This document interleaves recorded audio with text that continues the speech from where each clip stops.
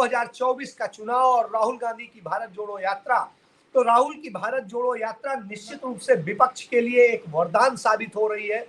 जिस तरीके से कांग्रेस पार्टी और तमाम सारे सिविल सोसाइटी मिल करके यह यात्रा लगातार आगे बढ़ा रहे हैं। 30,000 लोगों के साथ यह यात्रा शुरू हुई थी और कल 70,000 तक की संख्या पर रही। तो आप समझिए दिन प्रतिदिन कारवां बढ़ता जा रहा है, यात्रा लगातार बढ़ती जा रही है। आज 150 किलोमीटर की यात्रा जो है तय कर चुकी है, आज उनका रेस्ट है। तो इससे माना जाता है। दूसरी तरफ नीतीश कुमार भी विपक्ष को एक करने की कोशिश कर रहे हैं। ये सारी कोशिशें चल रही हैं कि कहाँ एका हो जाए, कहाँ क्या हो जाए।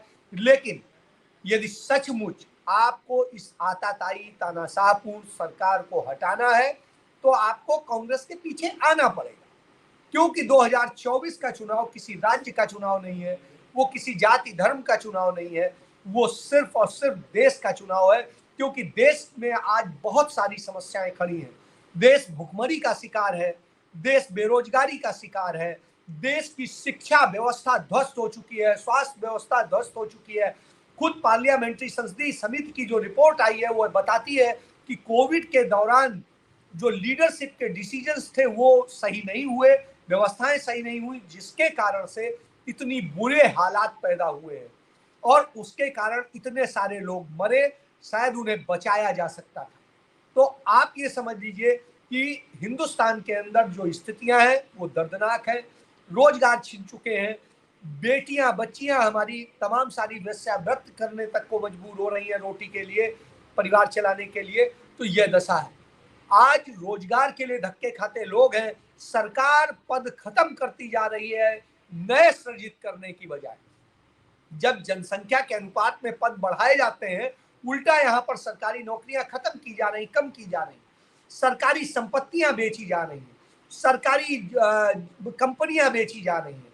और यहां तक कि अब तो चाइना हमारे 1,500 किलोमीटर के वर्ग मीटर के क्षेत्र पर कब्जा कर चुका है। अरुणाचल में उसने 2-2 गांव बसा लिए हैं।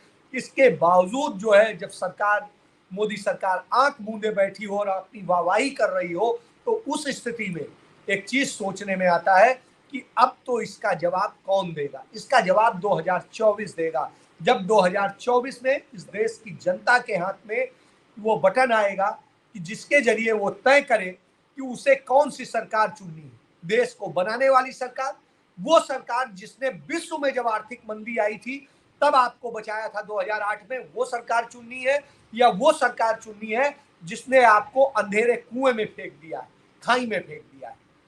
तो आप समझिए कि आज हर किसी से, किसी व्यापारी से पूछ लीजिए, किसी भी समुदाय के लोगों से पूछ लीजिए, स्टूडेंट से पूछ लीजिए, बच्चियों से पूछ लीजिए, सब परेशानी के दौर से गुजर रहे हैं। और जब परेशानी के दौर से गुजर रहे हो तो 2024 के चुनाव के लिए सबको एक होने की, जुड़ने की आवश्यकता है। राहुल गांधी ने इस दिशा में पहल की है। उन्होंने जोड़ने का एक जो कैंपेन शुरू की है, जो पदयात्रा शुरू की है, तो दुनिया की अब तक की सबसे बड़ी पदयात्रा है। और इस पदयात्रा को जो है वो पूरा कर रहे हैं। तो जरूरी है कि उस पदयात्रा के का साथ दें सभी दल, विपक्षी दल, और उसके बाद में उनके साथ मिलकर के वो उस सरकार को उखाड़ फेंके। हालांकि आपको पता होना चाहिए कि 38% वोट जो है मोदी के खिलाफ पड़े थे। मोदी को 38% ही पड़े थे। उसके अलावा 62% जो वोट है वो विपक्ष में उनके हैं। तो यदि विपक्ष एक हो जाए तो मोदी क्या, उनकी पार्टी के शायद, सही कहते हैं नीतीश कुमार की, 50 सीटें भी नहीं बचेंगी। तो यह स्थिति है। लेकिन वो एक होने की जरूरत है। लेकिन विपक्ष निश्चित रूप से बटा हुआ है।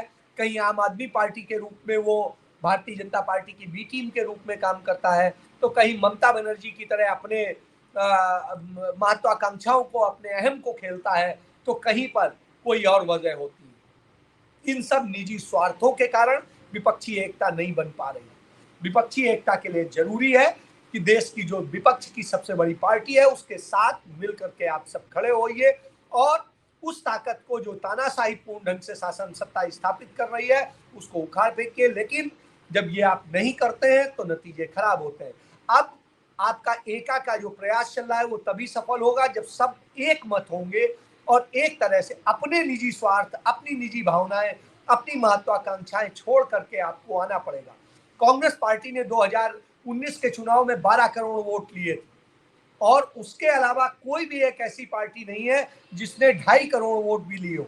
तो ऐसी स्थिति में उसे आम आदमी पार्टी के 60 लाख वोट वाली पार्टी, तो उस स्थिति में आपको एक चीज समझनी पड़ेगी, सबको एक साथ आना पड़ेगा और एक साथ आकर के ही लड़ाई लड़नी पड़ेगी, नहीं तो विपक्षी एकता धराशायी रह जाएगी। 2024 में फिर नरेंद्र मोदी आ जाएंगे और आप फिर रोते रहेंगे कि देश में लोकतंत्र खत्म हो रहा है या दूसरी समस्याएं हैं, सारी चीजें। तो समस्याओं से निजात पाना है तो विपक्ष को एक साथ आना होगा, जो कि विपक्ष के तमाम दल अपने स्वार्थों में नहीं कर रहे हैं, और जब नहीं करेंगे तो इसी तरह की स्थितियां झेलते रहेंगे और जनता बेवजह पिसती रहेगी।